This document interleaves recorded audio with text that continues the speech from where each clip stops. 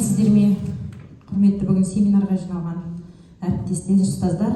Ең біріншіден осы бүгінгі семинарды ұйымдастырып отырған білім бөліміне, Нұргүл Сәлеуовна, сіздерге және Жанат Зейнеловна, осы шаңырақтың иесі, сіздерге үлкен әріптестердің атынан үлкен алғысымызды білдіреміз. Расымен де өте тиімді семинар болды. Мен бүгін Жадыра Құнанбаевнаның сабағына қатыстым. Бұрындары расында да қиналатынымызда 4 дағдыны қалай 40 минутқа сыйдыруға болады. Ең үлкен проблема расында да осы арада тұрған әріптестер барлығымызды өтіп жатты басымызда. Қиналдық, расында да қалай сыйғызсақ болады, бұл 4 дағдыны уақытымыз жетпей жатады. Қалай тиімді қылып уақытқа сыйғызсақ болады деген міне бүгін үлкен жауап, сол үлкен сұрақ болып жүрген, расымен қиналатынбыз үнемі. Соны сыйғызуға болатынына бүгін мен көзім жетіп тұр.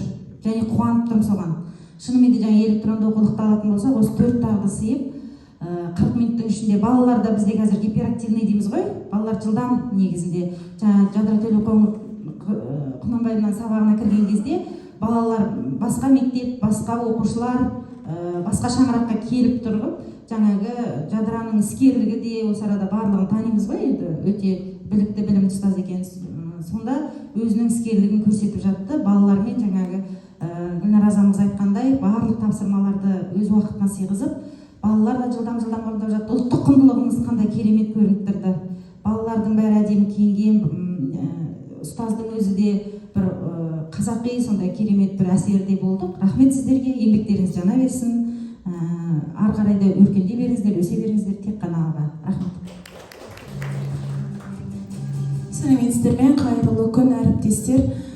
Жалпы алғанда ешкімнің уақытын алмайық. Қазіргі білеміз, қазіргі таңда оқушы ол біздің болашағымыз.